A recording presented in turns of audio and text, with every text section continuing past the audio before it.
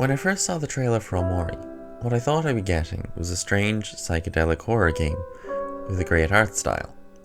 And while I did get that, the real core of Omori isn't the art or the horror or the gameplay, it's the characters. It's how the game builds up these fantastic, lovable characters and then proceeds to use those characters to beat your emotions into the dirt. And I wanted to talk about that. I could mention a lot about this game, but I wanted to focus on the main conflict that's facing the characters. How each of them is trapped with dealing with issues and stresses and the unhealthy ways that they cope after having gone through such traumatic events, as well as just how games like this can act as a catharsis that can help validate the worries that we're having and help us get through the more difficult times in our lives. I think that this game is relatable to a lot of people. Everyone can understand the central characters of the game to an extent. When we were kids, everything was so simple. It was just a straight, uncluttered path. There was a good, there was a bad, things were easy to understand. And then when you grow into a teenager, you're thrown headfirst into the complexities of the world. Nothing makes sense. Everything is terrifyingly uncertain. And you learn so much about the world that you feel like everything you once knew is fake. As well as that, because you've changed so much in such a short period of time, you feel like a stranger to the person you once were. And at the same time, everyone around you is going through that exact same thing. And your best friend a few months ago could be a total alien to you now. And I think this is reflected in the characters of Omori, and in the fallout that they all experience as they grow apart. A lot of their struggles can be frighteningly familiar to a teenager. I believe, on a level, Mary's death not only acts as the inciting incident of the story, but also as a metaphor for the children being forced to grow up in a world that is infinitely more uncaring and complicated than they could have possibly understood, and how scary that is for them to deal with. How people begin to splinter off from each other. How Sunny and Basil have to deal with vicious anxiety and self-loathing, which I think that a lot of people going through our early teens can understand, even if their reason of accidentally killing someone and then framing her death as a suicide is something that I don't think many people have very much experience of. We can understand how the two of them feel. When you're at that age, it feels like there's a constant battle between the hormones and the fears and the pressures that are raging in our heads.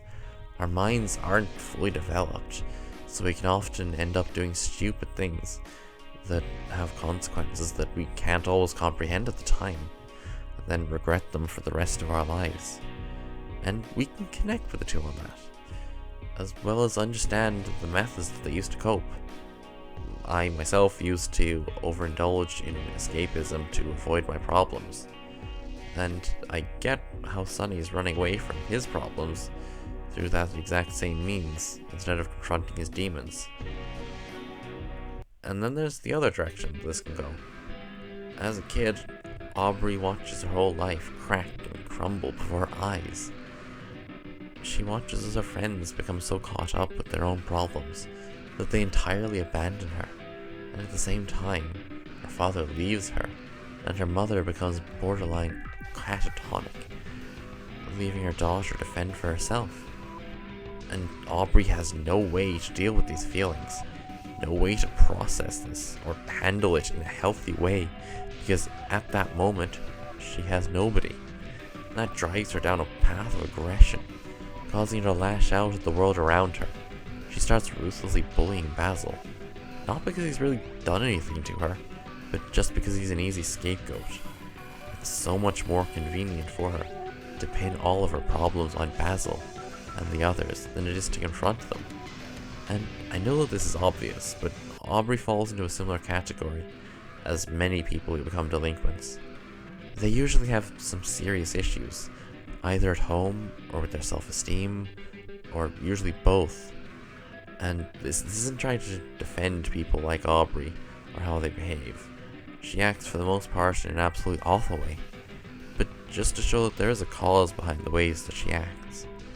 There is usually a terrified kid trying to hide behind this aggression so that they can carve out a place for themselves in the world, albeit in the most destructive and indefensible way possible.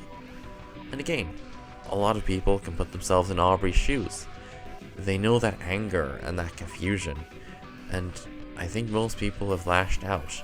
Maybe not to the same extent that Aubrey has, but most of us have felt and understood that abandonment, that anger at just everything sometimes. But just having familiar character archetypes doesn't necessarily say anything about the game's quality. Lots of media has very similar characters and themes, and that doesn't stop some of it from being quite rubbish. What Omori does do is that it is able to handle these themes in an incredibly mature and realistic way.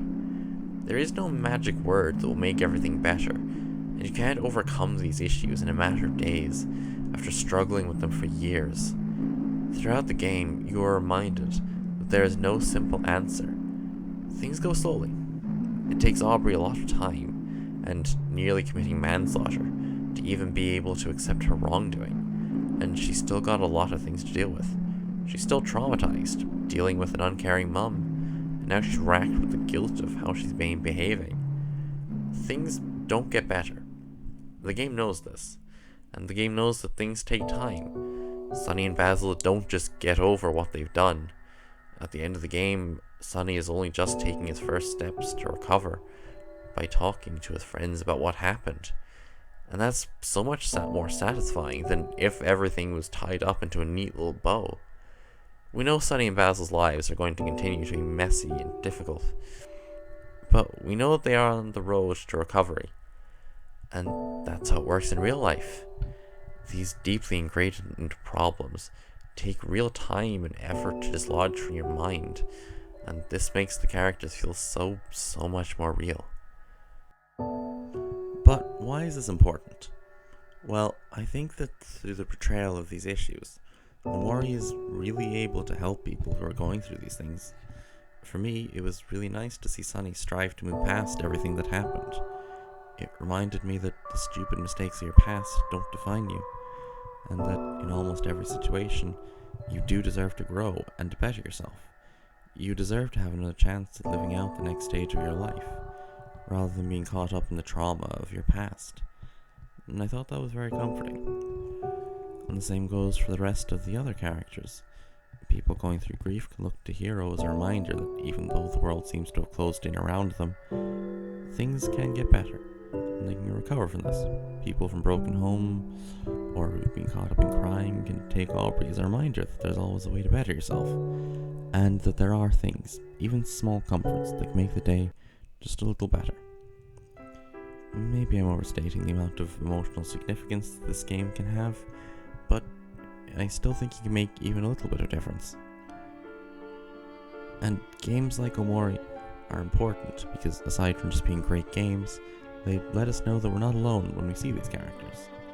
The topics that the game handles are incredibly taboo, and not something that people often feel talking about, due to being judged or making others uncomfortable. Yet games like this let you explore your insecurities freely, and at your own pace, in a way that other mediums simply can't. And it feels really nice to know that you're not alone in feeling this way sometimes. And I think that in a game where the protagonist lives in fear of people finding out about everything that he's done, a message of comforting those who feel the same way, and reminding them that there are people going through the exact same thing, is a great message that will really resonate, and it has resonated with people. And that's why I think the characters of Omori are important, because they say to you, no matter what you're dealing with, that I hope you can find some peace, or, some happiness.